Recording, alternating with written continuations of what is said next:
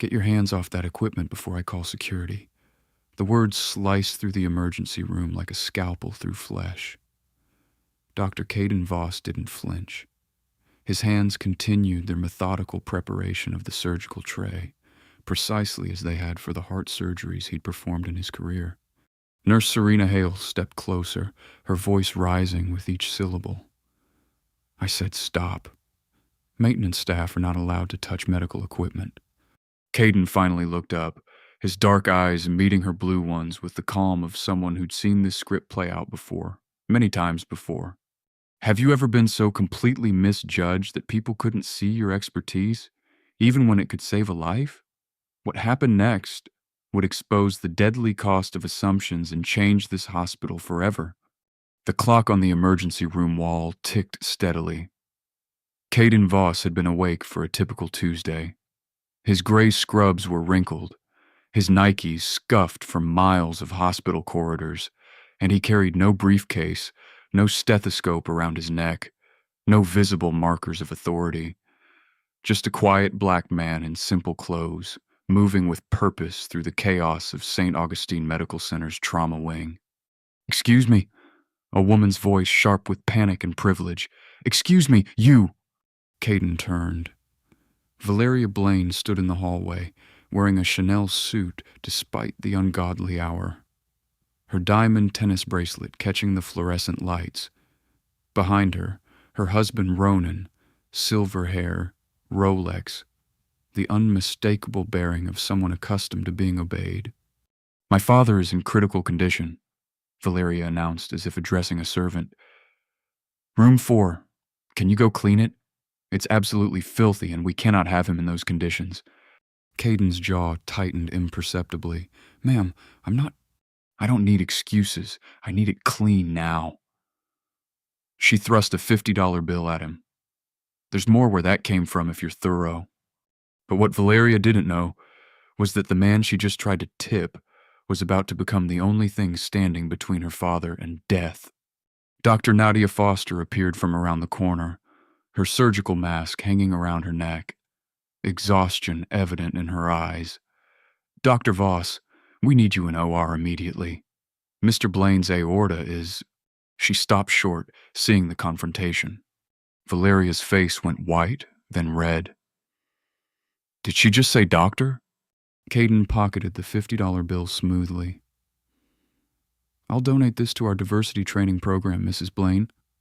I'm Dr. Kaden Voss, Chief of Cardiothoracic Surgery. Now, if you'll excuse me, I need to save your father's life. He walked past her toward the OR, but Valeria grabbed his arm. Wait, you're the surgeon? You? Her voice carried the weight of disbelief, horror, and something uglier. Ma'am, every second we waste... Ronan, do something. Valeria turned to her husband. We did not pay for this. I want a real surgeon, someone qualified. The hallway fell silent. 3 nurses stopped mid-stride. A resident's pen froze above a chart. Kaden had been here before. Different hospital, different patient, same script. But tonight, something was different. Tonight, the patient was minutes from death, and Kaden was the only surgeon in the building capable of performing the emergency procedure. What Valeria Blaine didn't realize was that her father's filthy room was actually the trauma bay, where his aorta had just ruptured, and the janitor she dismissed was the only person in a 3-state radius who could save him. The escalation. I want to speak to a manager now. Valeria's voice echoed through the ER, causing several patients to look up from their gurneys. Dr. Foster stepped forward, her exhaustion replaced by barely contained anger. Mrs. Blaine, I am the manager on duty, and I'm telling you that Dr. Voss is... I don't care what he calls himself. Valeria's finger jabbed toward Kaden. Look at him. Does he look like a heart surgeon to you? Ronan Blaine pulled out his phone. I'm calling our lawyer. This is unacceptable. We specifically requested the chief of surgery. I am the chief of surgery, Kaden said quietly. That's impossible, Valeria's voice cracked. The chief of surgery is Dr. Benjamin Strauss. I researched him personally. He's the best in the country. Dr. Strauss retired. Kaden replied. I replaced him. Now your father has minutes before. Beep, beep, beep. The cardiac monitor in Trauma Bay 4 shrieked its warning. Through the observation window, they could see Barrett Blaine, billionaire real estate mogul, patriarch of Atlanta's most prominent family, convulsing on the table as nurses fought to stabilize him. Fib, Dr. Foster shouted. We're losing him. Get me in there, Kaden said, already moving. Valeria blocked his path, her face contorted. You are not touching my father. Mrs. Blaine, your father's aorta is dissecting. Without immediate surgical repair, he will die in approximately... Kaden checked his watch with practiced precision. Minutes, maybe less. Then get someone else, someone qualified. But here's what Valeria didn't know. The nearest qualified surgeon was minutes away by helicopter. Her father had minutes to live. And the man she was blocking, he'd performed this exact surgery times without a single loss. Kaden's phone buzzed. He glanced at the screen. Dr. Alara Novak, hospital administrator. I need to take this. He stepped aside, answering. Dr. Novak, we have a situation. I'm watching on security cameras, came the crisp voice of the hospital's chief administrator. Dr. Voss, you have my full authority to proceed with any necessary measures. I'm on my way. Kaden ended the call and faced Valeria again. His voice remained level, but something had shifted. Mrs. Blaine, I'm going to give you one opportunity to step aside and let me save your father's life. Or what? Valeria sneered. You'll call security? We donate millions to this hospital. We practically own this place. Kaden's slight smile held no warmth.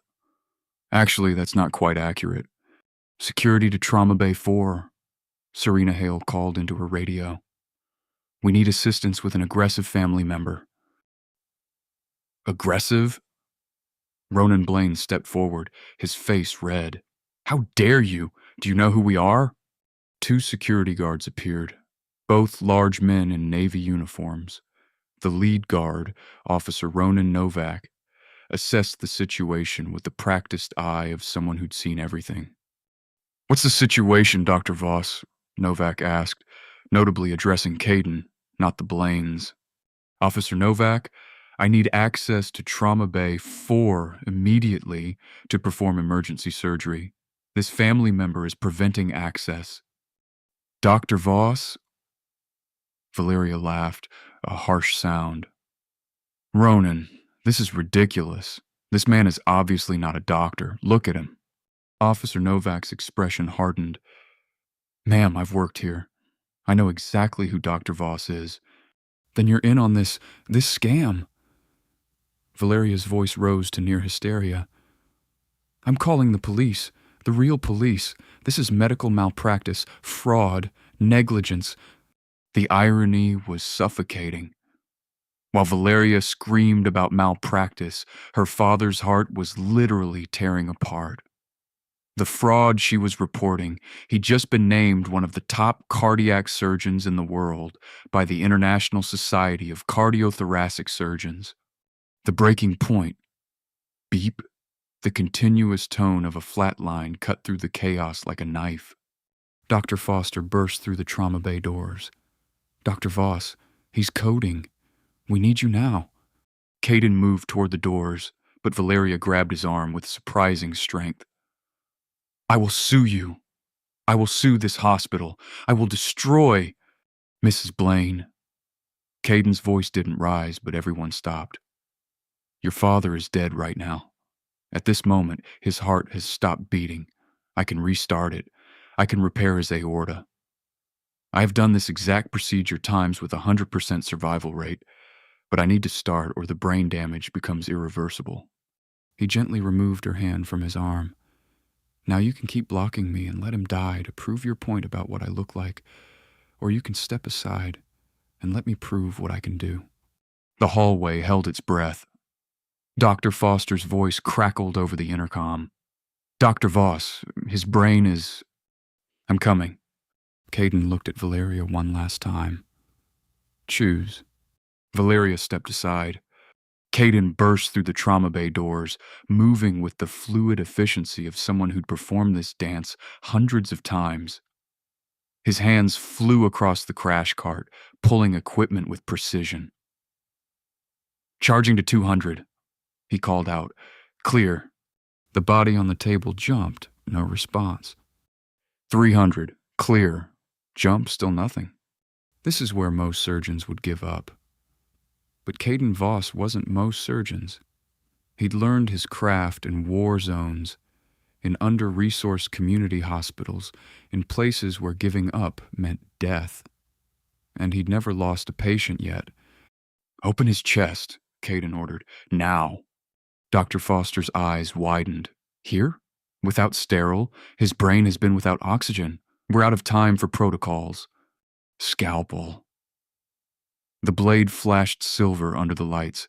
Kaden's hands moved with impossible speed, cutting through skin, muscle, the chest wall itself. Within seconds, he had Barrett Blaine's chest splayed open, exposing the still heart. Internal paddles. A nurse slapped the device into his hands. Clear. The heart jumped. Nothing. Again. Clear. Jump. A flutter, a twitch, then thump, thump, thump. The monitor bloomed back to life with a steady rhythm. The room erupted in gasps of relief, but Kaden wasn't smiling. We're not done. I can see the dissection. It's worse than the CT showed. Get me an OR now. Dr. Voss, Dr. Foster said carefully. We need consent for surgery. I'll get it. Kaden stripped off his bloody gloves and moved toward the door where Valeria and Ronan stood frozen, having watched everything through the observation window. What happened next would later become a case study in medical ethics classes across the country. Because the papers Dr. Voss was about to hand them didn't just include surgical consent. They included something else. Something that would change everything. The reveal. Kaden emerged from the trauma bay, his gray scrubs now splattered with Barrett Blaine's blood. He held a clipboard with surgical consent forms. Your father's heart is beating, but the aortic dissection requires immediate repair. Without surgery, he will die. He extended the clipboard. I need your consent.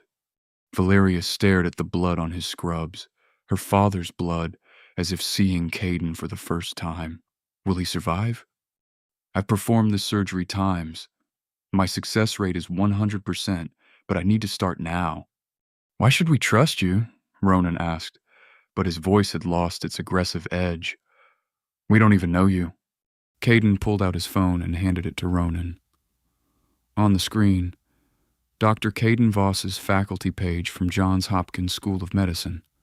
Awards, publications, a CV that read like a greatest hits of cardiac surgery. Ronan's hands trembled as he scrolled. This is you? Yes. But you're so young, Kaden supplied. I am. I graduated medical school, completed my residency, and performed my first independent heart transplant. I'm now the youngest chief of cardiothoracic surgery in the country. Valeria's lawyer voice activated, searching for safe ground in the chaos. Where did you train? Johns Hopkins for medical school, Stanford for residency, Cleveland Clinic for fellowship. I've published peer-reviewed articles, pioneered 2 new surgical techniques, and was named one of the top cardiac surgeons in the world by the International Society of Cardiothoracic Surgeons. The hallway was silent except for the distant beeping of monitors. So when you made your assumptions about my qualifications based on my appearance, Kaden continued, his voice still quiet, you were looking at someone who's literally written the textbook on aortic dissection repair. The textbook your father's life now depends on. Ronan opened his mouth, closed it, opened it again. We didn't sign the forms, Kaden said, not unkindly, but without room for argument. We're running out of time? Valeria signed with shaking hands. Then Ronan. Kaden took the clipboard and turned back toward the trauma bay. But Dr. Alara Novak, the hospital administrator, appeared at the end of the hallway, her heels clicking purposefully against the linoleum. Dr. Voss, a word before you operate. Kaden checked his watch. Dr. Novak, we have a situation. I'm watching on security cameras, came the crisp voice of the hospital's chief administrator. Dr. Voss, you have my full authority to proceed with any necessary measures. I'm on my way. But Dr. Voss wasn't just saving a patient. He was about to deploy a plan that would expose every racist assumption embedded in America's healthcare system. And he'd been preparing for this moment his entire career. The surgery lasted hours. In the waiting room, Valeria and Ronan sat in silence, surrounded by their extended family who had arrived throughout the night. The room buzzed with whispered conversations. I heard he's not even board certified, Ronan's brother muttered. Daddy always said this hospital was going downhill, Valeria's sister added. Now look what happened.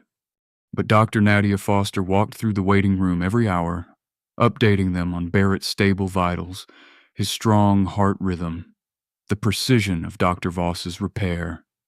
He's performing a modified Bentall procedure with a valve-sparing root replacement, Foster explained during one update, her admiration evident. It's technically difficult. Most surgeons wouldn't even attempt it, but Dr. Voss invented the technique. Dr. Voss finally emerged from the OR. He'd been operating after being awake total. His scrubs were soaked with sweat. His face showed deep fatigue, but his eyes were clear. Mr. Blaine is stable. The surgery was successful. We repaired the dissection, replaced the damaged section of aorta, and preserved his native valve. He's in ICU recovery now. If there are no complications, he should make a full recovery. The collective exhale in the waiting room was audible. Valeria stood, tears streaming down her face. Thank you. Thank you, Doctor. You can see him in an hour, Kaden said simply. He started to walk away, then paused. Mrs. Blaine, Mr. Blaine, I need you to understand something. They waited. What happened tonight happens to doctors who look like me every single day. We're questioned, dismissed, mistaken for janitors, security guards, maintenance workers. Our credentials are doubted, our expertise is challenged, and sometimes... His voice hardened. Patients die because families waste crucial minutes demanding a real doctor. The room was dead silent. Your father survived because I've trained myself to work through that noise.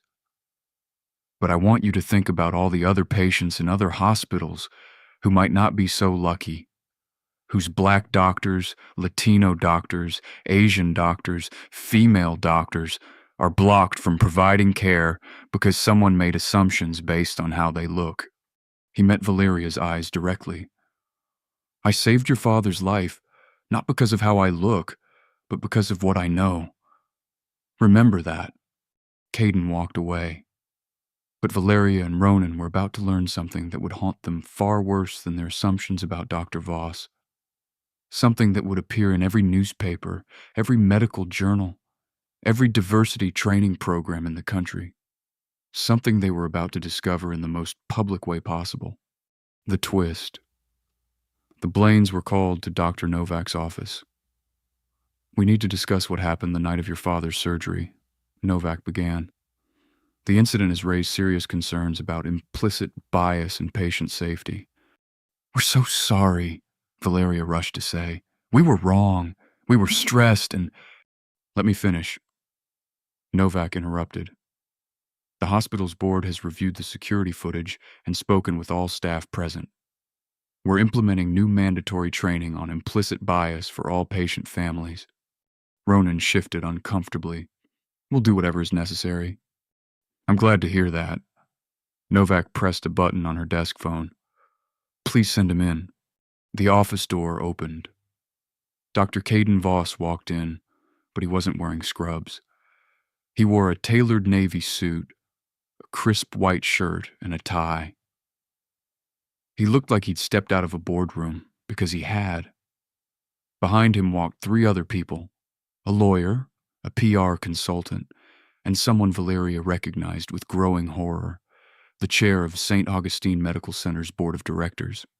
"I don't believe we've been properly introduced," Kaden said, his voice carrying new authority.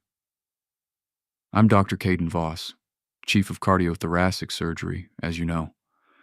But I'm also the majority shareholder and CEO of Voss Medical Holdings, the private equity firm that purchased St. Augustine Medical Center." The color drained from Valeria's face. "Which means," Kaden continued, settling into the chair across from them, "I don't just work at this hospital, I own it." The silence was crushing. You own the hospital?" Ronan's voice was barely a whisper. "I do. Stake, to be precise. We purchased it as part of our mission to improve healthcare access in underserved communities. St. Augustine has a rich history, but it was struggling financially. We've invested millions in new equipment, expanded the cardiac program, and recruited top talent." Kaden opened a folder on Novak's desk.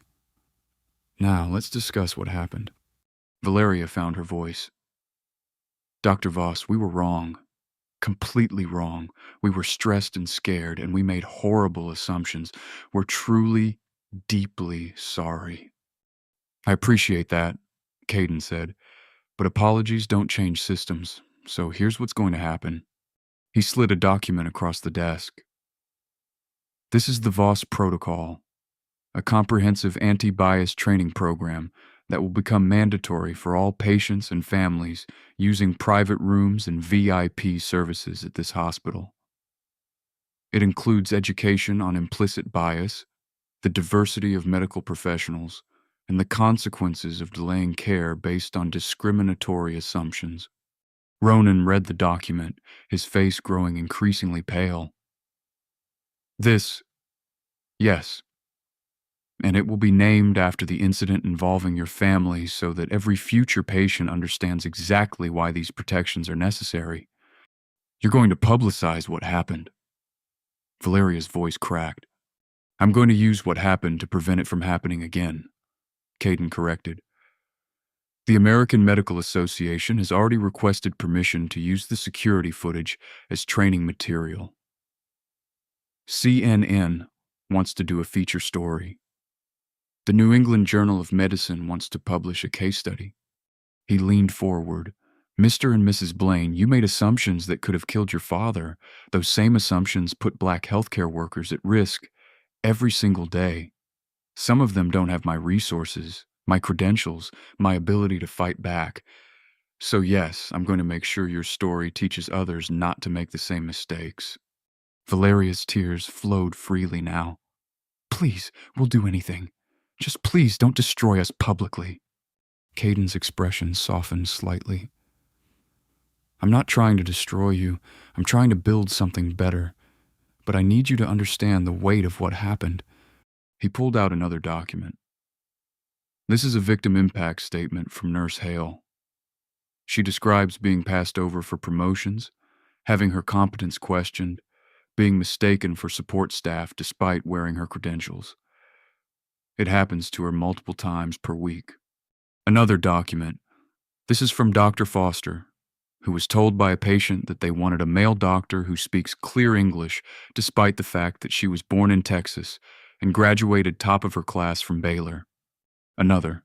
"This is from Officer Novak, who has a bachelor's degree in criminal justice but is regularly treated like a mall cop by wealthy patients who assume he barely graduated high school."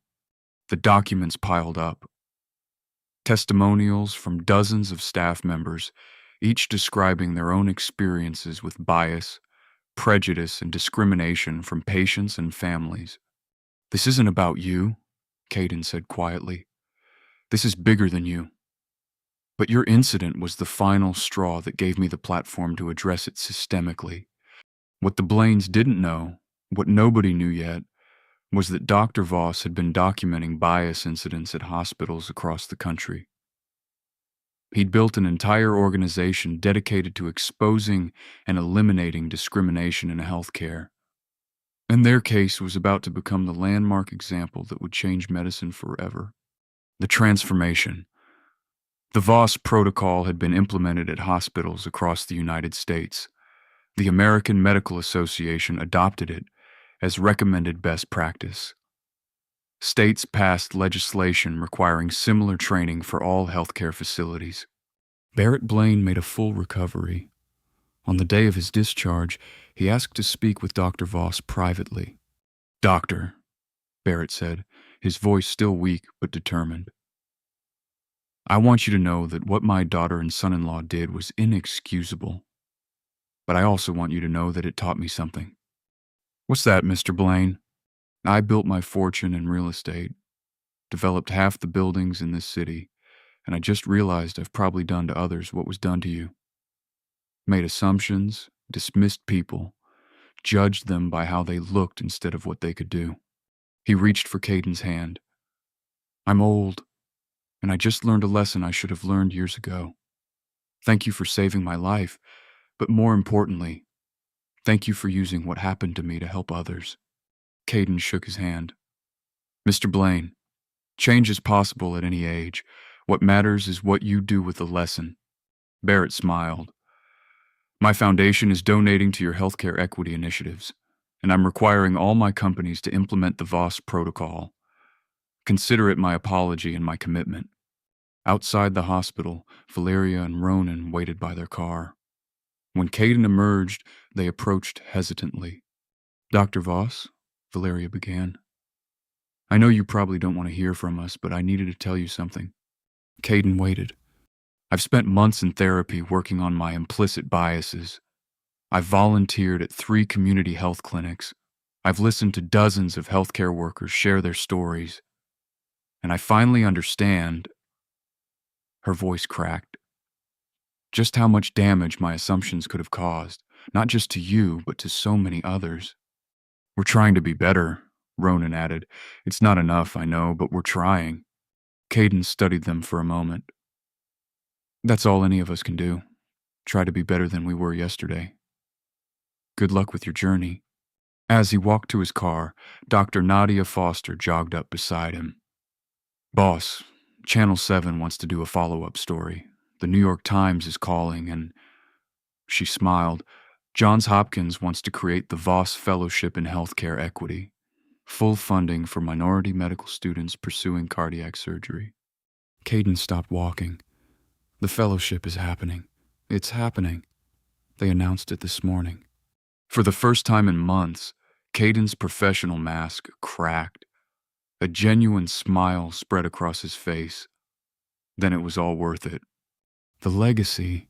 Dr. Kaden Voss stood at the podium of the National Medical Conference, addressing thousands of physicians, nurses, and healthcare administrators. The Voss Protocol has now been implemented at hospitals across North America. We've documented a reduction in bias-related incidents. Patient satisfaction scores among minority patients have increased. And most importantly, we haven't lost a single patient to delayed care due to credential challenges based on race or gender in any participating facility. The audience erupted in applause, but the protocol is just a tool. Real change requires each of us to examine our own assumptions, challenge our own biases, and recognize that expertise comes in every color, every gender, every accent, and every background. He clicked to the next slide. Security footage from that night in the trauma bay. Frozen on the moment, Valeria blocked his path while her father lay dying behind them. This image changed my life. It nearly cost a patient his life, but it also created an opportunity to turn a moment of discrimination into a movement for change.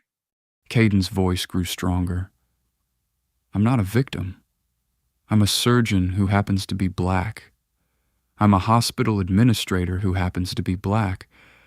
I'm a medical innovator who happens to be black, and I refuse to let anyone's assumptions about those facts limit what I can achieve or who I can save." He paused, looking across the sea of faces. Every single person in this room has been underestimated at some point. Use it. Let it fuel your excellence. Let it drive your compassion. Let it remind you that the patient in front of you deserves your best work, regardless of who they are and regardless of what they assume about you. The standing ovation lasted. Back at St. Augustine Medical Center in the main lobby, a plaque had been installed. The Voss Protocol. In medicine, as in life, our assumptions can be deadly. Let this protocol serve as a reminder that expertise, compassion, and excellence come in all forms. Judge not by appearances, but by capabilities. For in that judgment lies the difference between life and death. Established in honor of Dr. Kaden Voss, whose dignity in the face of discrimination saved a life and changed an industry. Below it, a second smaller plaque, First Voss Fellow Dr. Lila Thompson. The cycle continued. The change multiplied. The legacy grew. And somewhere in OR3, Dr. Kaden Voss was performing his cardiac surgery with the same precision, the same excellence, and the same quiet power that had always defined him. Because that's what real power looks like, not in the response to discrimination, but in the refusal to let it define you. The end. Don't just be excellent in spite of prejudice. Be excellent because of who you are, and let that excellence speak louder than anyone's assumptions ever.